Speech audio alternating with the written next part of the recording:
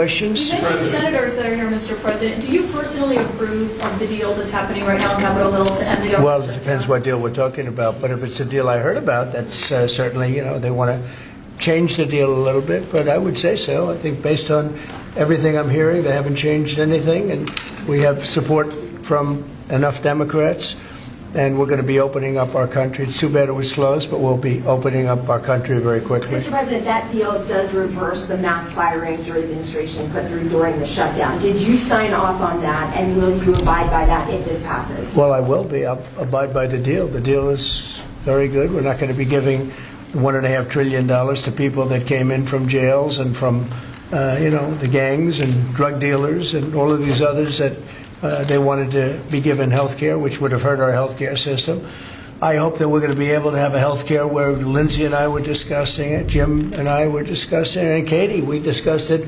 We want a health care system where we pay the money to the people instead of the insurance companies. And I tell you, we're going to be working on that very hard over the next short period of time, where the people get the money. We're talking about trillions and trillions of dollars where the people get the money. Yes, please. The Syria president, sir, did you update us on your meeting? Did you come to any agreements?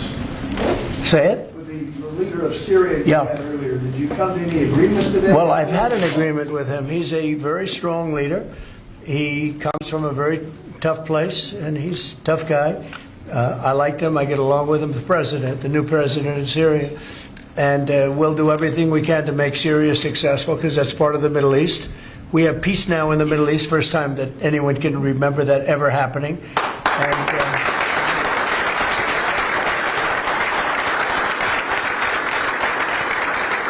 as you know, Syria is a very big part of the Middle East, very important part. If you look back at Syria, for years they had the doctors, the lawyers, they had so many of the great intellects. It's an amazing place with great people, and we want to see Syria be successful along with the rest of the Middle East. So I have confidence that he'll be able to do the job. Absolutely. How close are you to a deal, on a trade deal with India? Are Right. you willing to consider lowering the current tariff rate?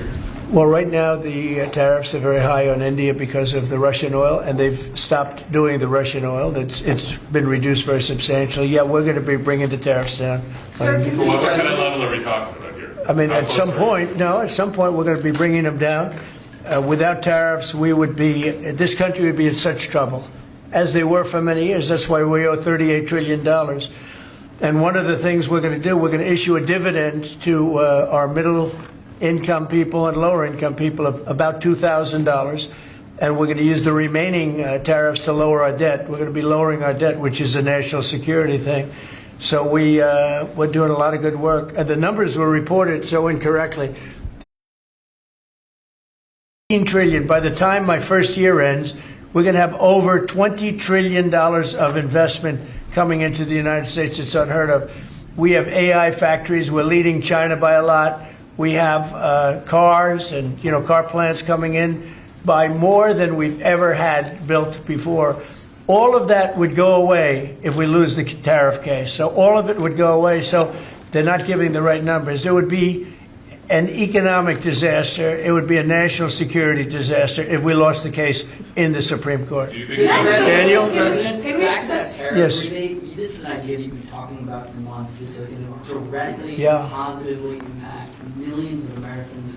Why was this important for you to do, and when can Americans expect that? So I've been talking about it for a long time, the dividend to people that, have suffered under the Biden administration. So Biden had the highest inflation in history, and we now are at a very low point. We're going to be hitting 1.5% pretty soon.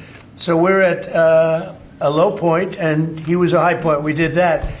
Food prices are way down. It's all coming down. And the biggest decrease, of course, is energy. And, as goes energy, goes everything else. Because when energy comes down, the oil, the electric, I think you're going to see $2 gasoline or something very close to that. In fact, we're already in the twos. But I think you're going to be seeing very soon $2 gasoline. That's like the equivalent of a massive tax cut. But in addition to that, the great big beautiful bill gives you a very, very big tax cut. And then you have no tax on tips, no tax on Social Security, and no tax on overtime for the middle income and for even, frankly, anybody. but you have no tax, and the no tax on tips has turned out to be a tremendous thing.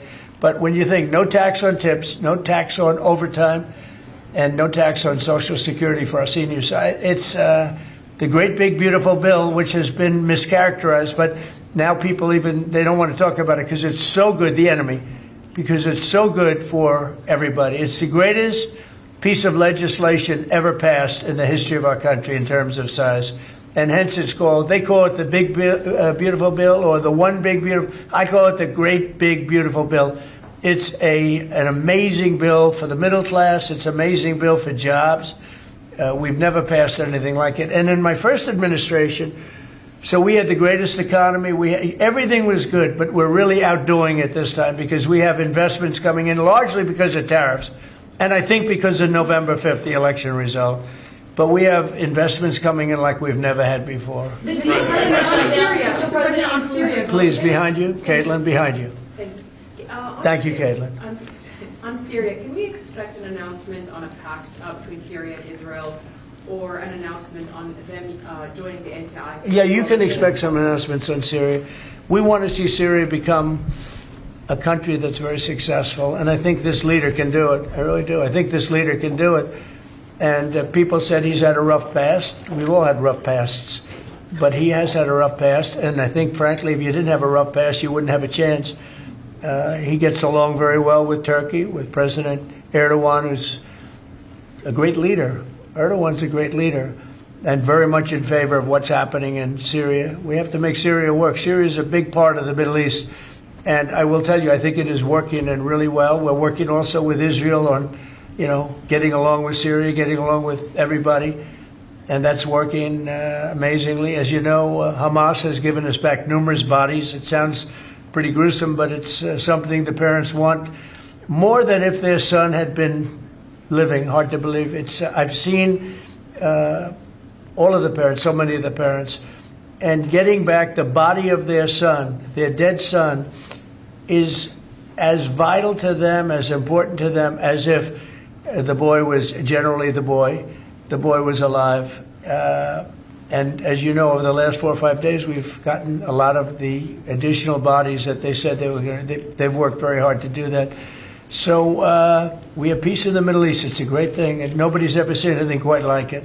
After your meeting with the Syrian president today, Switzerland, Mr. you posted President. last week about your talks with Switzerland. We're reporting that you're near a deal that would lower their rate. With Switzerland? Yeah. We're working on a deal to get their tariffs a little bit lower because. 15% is what we're saying. No, I haven't said any number, but we're going to be working on something to help Switzerland along. We hit Switzerland very hard. We want Switzerland to remain successful, and we're a part of Switzerland in the sense that they've been a very good ally.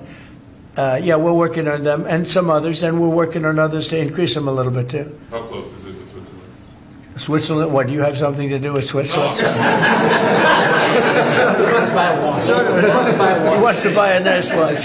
He wants to buy a nice Rolex, right? We'll give Rolex some publicity because Rolex they've been very nice, That's why. Now, look, it's a beautiful country. It's a small country, but economically very big. So we're working on something. After Caitlin? our meeting with the Syrian president earlier today, Marjorie Taylor Greene, who is a big ally of yours, said that she would rather see you focused on nonstop domestic policy meetings here at the White House instead of nonstop foreign policy meetings. What's your response to her saying that, and also saying that grocery prices are up and not down, as you've said? Yeah, so I don't know what happened to Marjorie. She's a nice woman, but I don't know what happened. She's lost her way, I think. But I have to view the presidency as a worldwide situation, not locally. I mean, we could have a world that's on fire where wars come to our shores very easily if you had a bad president. We had a horrible president, and we ended up with Russia-Ukraine, and we ended up with other disasters, too. Don't forget, I put out 8 wars, 9 to come. I think I'll get the other one taken care of, but I put out 8 wars. And look at the damage that Russia-Ukraine has done to us as a country. I mean, we spent $350 billion. We're not spending any money anymore. Now they pay us through NATO. I got NATO to go from 2% to 5%. Well, that's very important. When you're president, you really sort of have to watch over the world because you're going to be dragged into it otherwise. You're going to be dragged into a world war. I think if I weren't president, first of all, that war would have never happened if I was president. And if I weren't president, that war could have led to World War III. It won't. It's not going to anymore. But when I first got in, I said, wow, this situation could lead to World War III. And I got NATO together. I got everybody together. But with all of that, I passed a great, big, beautiful bill, which is the biggest tax cuts in the history of our country. So when somebody like Marjorie Taylor Greene, who's now catering to the other side, I don't know what, I guess she's, got some kind of an act going, but I'm surprised at her. But when somebody like Marjorie goes over and starts making statements like that, it shows she doesn't know. I don't devote a lot of my time. Let me give you another example. China. China was going to hit us with rare earth. Now, everybody says, oh, what does that mean? Magnets. If China refused to give magnets, because they have a monopoly on magnets, because they were allowed to happen over a 32-year period, there wouldn't be a car made in the entire world. There wouldn't be a radio. There wouldn't be a television. There wouldn't be internet. There wouldn't be anything, because magnets are such a part. Now, nobody knows what magnets are, and not overly sophisticated, but to build a magnet system would take 2 years. So if I weren't able to say to China, look, if you're going to do that to us, we're going to charge you 158% tariff. It was 100% on top of 58%. And China called up immediately and said, we will make peace. And we made peace. We made a great deal. We made an unbelievable deal. China's paying tariffs to the United States, not the United States paying tariffs to China, which has always been the way it was. Nobody can believe these deals. But so when somebody makes a statement about he's devoting time to the world, well, the world is the United States, because if the world's in trouble or if the world is ripping us off, the world was ripping us off before I came here. Europe was getting massive tariffs. They were sending us 9-10 million cars a year. We were sending them none. They were not taking our agriculture. We were taking massive amounts of their. It was so unfair. Now we have a deal where $950 billion is coming into the United States because of me and because of tariffs. So if I don't do all these things, our country is doing very poorly. So, it's easy to say, oh, don't worry about the world. But the world is turning out to be our biggest customer. The world was on fire. And we could have been in that fire very easily if you didn't have a president that knew what he was doing. What about can you guarantee to Americans that travel is going to go back to normal once the government... That travel is? Travel, oh, yeah. It'll go better than normal. You know why? When the government reopens. Yeah, sure. It'll be much better than normal because we're buying the most sophisticated avionics and, technology for our control towers. And we didn't have that. We had a guy named Buttigieg. Edge, they say is the best way. Just say two edges, like off the edge of a cliff, which is where they were taking us, by the way. Buttigieg was the Secretary of Transportation, and he spent billions of dollars trying to patch together our air traffic control system, which was a conglomeration of all different systems in all different cities. They had hundreds of companies working on it. And they were spending billions of dollars. And when they turned it on, it didn't work. It didn't even work a little bit. That's why you had a helicopter crashing into an airplane, that if we had a great system, bells and whistles would have started going off. So we are now in the process. We're in final bids of getting the finest system anywhere in the world. I've analyzed it. Sean Duffy has been working really hard on it, doing a fantastic job, by the way. And over the next 2 or 3 weeks, we'll be handing out the finest air traffic control system anywhere in the world. All the towers will be equipped. They were going copper wire into glass wire into other types of wire. And if you knew anything, copper wire doesn't work with glass. Glass doesn't work with other substances. And they spent billions of dollars, and when they turned it on, nothing happened. Okay?